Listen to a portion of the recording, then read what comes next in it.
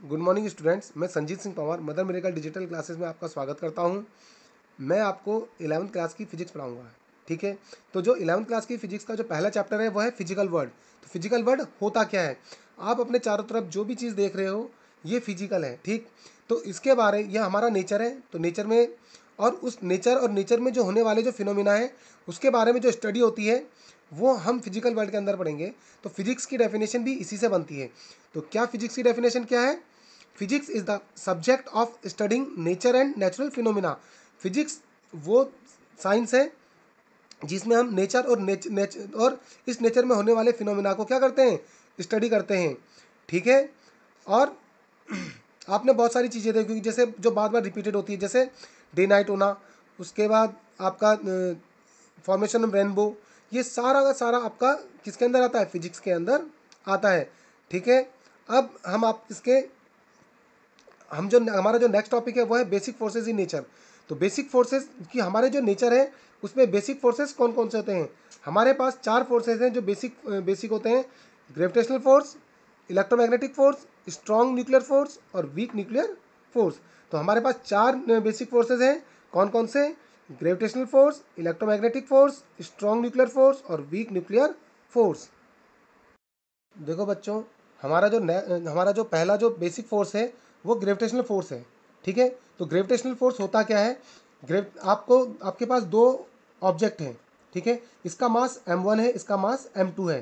ठीक है, इसका इन दोनों के बीच में जो फोर्स लग रहा है और इन दोनों के बीच की जो डिस्टेंस है वो r है। कितनी है? r है। तो जो फोर्स होता है वो इन दोनों मासेस के प्रोडक्ट के प्रोपोर्शनल होता है डायरेक्टली। और ये जो डिस्टेंस है उनके बीच, इन दोनों ऑब्जेक्टों के बीच की, इसके स्क्वायर के इन्वर्सली प्रोपोर्शनल होता है। ठीक है, तो जो आपका ग्रेविटेशनल फोर्स होता है वो क्या होता है? Gravitational force which is directly proportional to the product of their masses. इन दोनों ऑब्जेक्ट के मासेस के प्रोडक्ट के डायरेक्टली प्रोपोर्शनल होता है, और इन दोनों के बीच की जो डायरेक्ट डिस्टेंस है उसके इन्वर्सली स्क्वायर के इन्वर्सली प्रोपोर्शनल होता है। ठीक है, तो F equals to G m1 m2 upon r square. ठीक है, तो जो फॉर्मूला बनता है फिर क्या बनता है? F equals to G m1 m2 upon r square, where G is the gravitational constant, जहाँ पर जी क्या होता है? ग्रेविटेशनल कांस्टेंट होता है। और जब ग्रेविटेशनल फोर्स लगता है उसमें एक पार्टिकल्स एमिट होता है, तो उसका जो फील्ड पार्टिकल होता है that is known as graviton. तो जो आपका ग्रेविटेशनल फोर्स होता है उसका फील्ड पार्टिकल ग्रेविटॉन होता है। ग्रेविटेशनल फोर्स आपका अट्रैक्शन का फोर्स है। ग्रेविटेशनल क्योंकि देखो ये दो ऑब्जेक्ट हैं, ये दो ऑब्जेक्ट एक दूसरे को क्या करेंगे? अट्रैक्ट करेंगे। इसीलिए ग्रेविटेशनल फोर्स कैसा फोर्स है? फोर्स ऑफ अट्रैक्शन होता है और सेंट्रलाइज्ड होता है। कैसा फोर्स होता है? सेंट्रलाइज मतलब दोनों एक दूसरे को क्या करते हैं? दोनों एक दूसरे को अपनी ओर अट्रैक्ट करते हैं सेंटर की तरफ, इसीलिए ये सेंट्रलाइज फोर्स होता है। और जो भी फोर्स सेंट्रलाइज होता है वो कंजर्वेटिव होते हैं। Those forces which are centralize they are conservative forces. तो ये कंजर्वेटिव फोर्स होता है। ठीक है बच्चों, हमारा जो अगला जो फोर्स है वो इलेक्ट्रोमैग्नेटिक फोर्स है। ठीक है, तो इलेक्ट्रोमैग्नेटिक फोर्स क्या होता है? जैसे आपने ग्रेविटेशनल फोर्स पढ़ा था, सेम आपका इलेक्ट्रोमैग्नेटिक फोर्स होता है। ठीक, बस फर्क क्या होता है? वहाँ पर दो चार्जेस, वहाँ दो मासेज होते हैं, यहाँ दो चार्जेस होते हैं। तो मैंने एक दो चार्जेस लिए Q1 और Q2, Q1 एंड Q2, दो चार्जेस लिए, उनके बीच में जो डिस्टेंस ली वो r थी। ठीक है, अब जो आपका मैग्नेटिक फोर्स होगा वो इन दो चार्जेस के प्रोडक्ट के डायरेक्टली प्रोपोर्शनल होगा, और इन दोनों के बीच की जो डिस्टेंस है उसके स्क्वायर के इन्वर्सली प्रोपोर्शनल होगा। तो आपकी जो इलेक्ट्रोमैग्नेटिक फोर्स की डेफिनेशन बनेगी, electromagnetic force which is directly proportional to the product of their charges and inversely proportional to the square of the distance between them. ठीक है, इसका मतलब F equal to K Q1 Q2 upon r square, where K is the electric constant.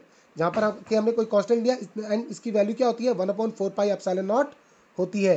ठीक, तो अब देखो ये force कैसा है? आपका इलेक्ट्रोमैग्नेटिक फोर्स है, ये आपका अट्रैक्शन और रिपल्सन दोनों का फोर्स होता है। इलेक्ट्रोमैग्नेटिक फोर्स कैसा है? अट्रैक्शन और रिपल्सन दोनों का। अगर ये दोनों पॉजिटिव हैं तो रिपल्सन का फोर्स लगेगा, और अगर एक पॉजिटिव और एक नेगेटिव है तो कैसा लगेगा? अट्रैक्शन का फोर्स लगेगा। ये फोर्स भी सेंट्रलाइज फोर्स होता है। जो आपका इलेक्ट्रोमैग्नेटिक फोर्स है वो भी सेंट्रलाइज फोर्स है, इसीलिए ये भी कैसा है? कंजर्वेटिव फोर्स होता है। अब इसका जो इलेक्ट्रोमैग्नेटिक फोर्स है, उसका जो फील्ड पार्टिकल है वो आपका फोटोन होता है। तो इलेक्ट्रोमैग्नेटिक फोर्स का जो फील्ड पार्टिकल्स क्या है, फोटोन होता है। अब आपके पास एक चीज़ होती है inverse square rule. Inverse square rule क्या होता है कि अपॉन में स्क्वायर होना, ठीक है। जैसे 1/r², तो आपका ग्रेविटेशनल फोर्स और आपका इलेक्ट्रोमैग्नेटिक फोर्स दोनों इन्वर्स स्क्वायर रूल को फॉलो करते हैं। देखो बच्चों, जो हमारा नेक्स्ट फोर्स है वो वीक फोर्स है। तो weak forces are the forces which cause light elementary particles to interact with one another and with heavier particles. तो वीक फोर्स वो फोर्स होता है जो क्या होता है, लाइट एलिमेंट्री पार्टिकल्स को और या हैवियर पार्टिकल को या उन लाइटर एलिमेंट्स को हैवियर पार्टिकल के साथ इंटरेक्ट करने में हेल्प करता है, ठीक है। तो सबसे पहले वीक फोर्स आया कब था? जो वीक फोर्स आया था वो बीटा डीके के कारण आया था। किसके कारण आया था? बीटा डीके के कारण, ठीक है। तो सबसे पहले बीटा डीके होता क्या है, जब आपका हैवियर पार्टिकल्स किसमें स्मॉलर न्यूक्लियस में क्या होता है, टूट जाता है, उसको हम बीटा डीके बोलते हैं, ठीक। तो बीटा डीके में होता क्या है, बीटा डीके को पढ़ने से पहले हमको क्या पढ़ना पड़ेगा? रेडियो एक्टिव एलिमेंट्स के बारे में पढ़ना, एलिमेंट्स पता होने चाहिए कि रेडियो एक्टिव एलिमेंट्स क्या होते हैं। रेडियो एक्टिव एलिमेंट्स वो एलिमेंट्स होते हैं जिनका मास 83 से ज़्यादा होता है। जितने भी आपके एलिमेंट्स 83 से ज़्यादा होंगे वो रेडियो एक्टिव एलिमेंट्स होंगे। यानी कि क्या जो एलिमेंट्स क्या करते हैं, अपना आप ही ब्रेक हो जाते हैं। जब वो ब्रेक हो जाएंगे तो वो बीटा डीके होगा, ठीक। अब बीटा डीके होता क्या है, मेन जो ये बीटा डीके है ये होता क्या है? बीटा डीके का मतलब होता है कि इसमें जो न्यूट्रॉन्स होते हैं वो या तो इलेक्ट्रॉन में या प्रोटॉन में क्या कन्वर्ट हो जाते हैं। The conversion of neutron into electron and proton is known as beta decay. जो ये न्यूट्रॉन है वो इलेक्ट्रॉन और प्रोटॉन में क्या हो जाता है, कन्वर्ट हो जाता है, तो उसको हम क्या बोलते हैं? बीटा डीके बोलते हैं। ये होता क्यों है? देखो बच्चों, मैं क्या पढ़ा रहा था आपको? बीटा डीके पढ़ा रहा था। तो बीटा डीके होता क्या है, जिसमें न्यूट्रॉन इलेक्ट्रॉन और प्रोटॉन में ब्रेक हो कन्वर्ट हो जाता है। जब कन्वर्ट होगा तो जो conversion of electron and proton neutron into electron and proton is called beta decay. तो होता कैसे है, जो आपका न्यूट्रॉन होता है उसका जो बेस पार्टिकल होता है वो क्वार्क होता है। तो जो क्वार्क होता है वो 6 टाइप का होता है, ठीक है। कितने टाइप का होता है? 6 टाइप का। अब हम यहाँ पर केवल 2 टाइप के पढ़ेंगे, 2 टाइप, यानी कि अप क्वार्क और डाउन क्वार्क। अप क्वार्क को मैं अप साइड ट्राइंगल पे दिखाऊंगा और डाउन क्वार्क को मैं डाउन ट्राइंगल पे दिखा दूंगा, ठीक है। तो इसको करेंगे कैसे? ये आपका न्यूट्रॉन है, ठीक। इस जो न्यूट्रॉन होता है वो 2 डाउन क्वार्क और एक अप क्वार्क से मिलकर बनता है। तो ये 2 डाउन क्वार्क हैं और ये एक अप क्वार्क है, ठीक है। 2 डाउन और अप क्वार्क से मिलकर क्या बनता है? न्यूट्रॉन बनता है। अब जब ये न्यूट्रॉन किसमें बदलता है? प्रोटॉन में। जब किसमें कन्वर्ट होगा? प्रोटॉन में। तो आपका क्या होगा? 2 अप क्वार्क होंगे और एक डाउन क्वार्क होगा। तो देखो जो आपका कन्वर्जन है वो कैसा हो रहा है? देखो 2 डाउन क्वार्क 2 अप क्वार्क में बदल गए, ठीक है। और ये जो आपका डाउन है, ये डाउन क्वार्क, जो आपका अप क्वार्क था वो डाउन क्वार्क में आ गया। जो ये पेयर ऑफ डाउन क्वार्क थे वो पेयर ऑफ अप क्वार्क हो गए। तो इसको ये यहाँ से देखो, ये न्यूट्रॉन यहाँ से यहाँ कन्वर्ज हुए हैं, ठीक। तो ये कन्वर्जन ही आपका कैसा, इस कन्वर्जन को करने के लिए आपको एक फोर्स की ज़रूरत होती है। That force is called weak force. उसी को हम क्या बोलते हैं? वीक फोर्स बोलते हैं। तो कन्वर्जन जो न्यूट्रॉन से किस में कन्वर्ट हो रहा है? प्रोटॉन में कन्वर्ट हो रहा है, और उसके बीच में जो फोर्स लग रहा है उसी को हम वीक फोर्स बोलते हैं, ठीक है। और इसको करने के लिए हमारे पास कैरियर्स होते हैं। क्या होते हैं? कैरियर्स होते हैं 2, जेड बोसोन और डब्ल्यू बोसोन, ठीक है। ये बोसोन क्या करते हैं? कैरी करके लेके जाते हैं। तो लेकिन हम यहाँ इनको नहीं पढ़ेंगे, हम केवल इस वीक फोर्स के बारे में ही पढ़ रहे हैं, ठीक है। तो आपका क्या होता है? Conversion of neutron into proton, और उसमें जो फोर्स लग रहा है that force is called weak force, ठीक है। अब आपने देखा होगा, इसका मतलब आपने देखा एन इक्वल, जो न्यूट्रॉन है आपका किस में ब्रेक हो रहा है? प्रोटॉन प्लस इलेक्ट्रॉन प्लस एक पार्टिकल आता है एंटी न्यूट्रिनो। देखो अब आप बोलोगे ये क्या है, ये एंटी न्यूट्रिनो है। ये एंटी न्यूट्रिनो क्या होता है, जो हमारा कौन सा पार्टिकल था, बीटा पार्टिकल था। जो बीटा पार्टिकल होता है उसकी स्पीड बहुत ज़्यादा होती है, ठीक है। लेकिन अगर हम उसकी स्पीड बहुत ज़्यादा होती है तो जो साइंटिस्ट पहले बोलते थे कि जो उसकी जो स्पीड कैसी होनी चाहिए थी, कांस्टेंट होनी चाहिए थी, वो ऐसा नहीं होता था। इसीलिए उन्होंने बाद में देखा कि उसके साथ, किसके, बीटा पार्टिकल के साथ एक अनदर पार्टिकल उससे एमिट हो रहा था, that is known as antineutrino. इसकी जो स्पीड होती है वो बीटा पार्टिकल के स्पीड के जस्ट अपोजिट होती है। जब आपका बीटा पार्टिकल मैक्सिमम होता है तो आपका एंटी न्यूट्रिनो मिनिमम होता है, और जब आपका बीटा पार्टिकल मिनिमम होता है तो आपका एंटी न्यूट्रिनो मैक्सिमम होता है। देखो बच्चों, हमारा जो नेक्स्ट फोर्स है वो है स्ट्रॉन्ग न्यूक्लियर फोर्स। तो न्यूक्लियर फोर्स होता क्या है, those forces which is responsible for holding the neutrons and protons together inside the nucleus of atoms.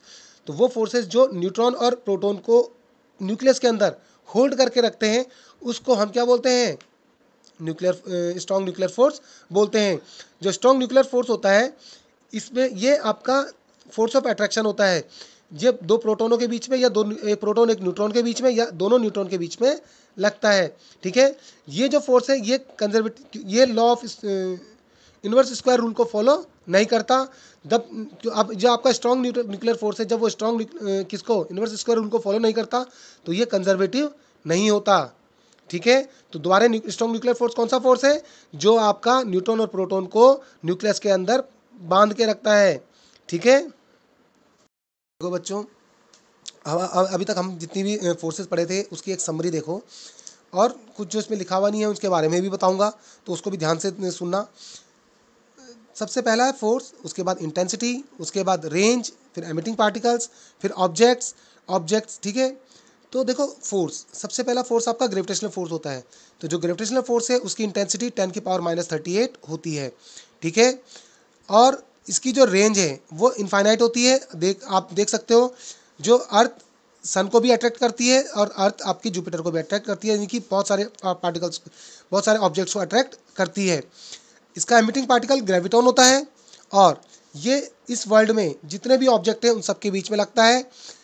Gravitational force आपका सेंट्रल फोर्स होता है, सेंट्रलाइज्ड फोर्स है, और ये इनवर्स स्क्वायर रूल को फॉलो करता है, ठीक है। उसके बाद जो हमारा नेक्स्ट फोर्स है वीक फोर्स, उसकी इंटेंसिटी आपकी 10⁻⁻13 होती है, ठीक है। इसकी जो रेंज होती है 10⁻⁻15 होती है, क्योंकि आपका एटम के बीच में लगना है, तो एटम बहुत छोटा होता है उसकी, इसीलिए उसकी जो रेंज है 10⁻⁻15 होती है। इसका जो एमिटिंग पार्टिकल्स है वो बोसोन होता है, एमिटिंग पार्टिकल बोसोन होता है। और ऑब्जेक्ट जो होते हैं, यानी कि किसके बीच में लग रहा है, बेसिक पार्टिकल्स, जैसे इलेक्ट्रॉन प्रोटॉन और आपके एंटी न्यूट्रिनो, इनके बीच में लगता है। उसके बाद आप, और ये आपका कैसा फोर्स है, जो वीक फोर्स है आपका नॉन कंजर्वेटिव फोर्स है, ये सेंट्रलाइज्ड फोर्स नहीं है, ठीक है।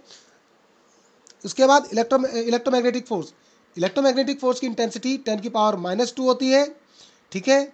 इसका मतलब जो इलेक्ट्रोमैग्नेटिक फोर्स है वो ग्रेविटेशनल फोर्स से कितना ज़्यादा होता है, 10⁻36 टाइम्स ज़्यादा होता है, ठीक है। और इसकी रेंज भी इनफाइनाइट होती है, ठीक। इसमें जो एमिटिंग पार्टिकल्स होता है वो फोटोन होता है, और ये हमेशा चार्ज पार्टिकल के बीच में लगेगा, ठीक। वो चार्ज पार्टिकल आपके एक ऑब्जेक्ट के अंदर भी हो सकते हैं, और दो ऑब्जेक्ट अलग अलग ऑब्जेक्ट्स में भी हो सकते हैं। ये आपका सेंट्रलाइज्ड फोर्स होता है, इसीलिए ये कंजर्वेटिव भी होता है, और ये इनवर्स स्क्वायर रूल को फॉलो करता है। उसके बाद आपका जो अगला जो फोर्स है वो स्ट्रॉन्ग फोर्स, उसकी इंटेंसिटी 1 होती है, यानी कि जो आपका स्ट्रॉन्ग फोर्स होता है वो ग्रेविटेशनल फोर्स से 10⁻38 टाइम्स ज़्यादा होता है, और इलेक्ट्रोमैग्नेटिक फोर्स से 100 टाइम्स ज़्यादा होता है।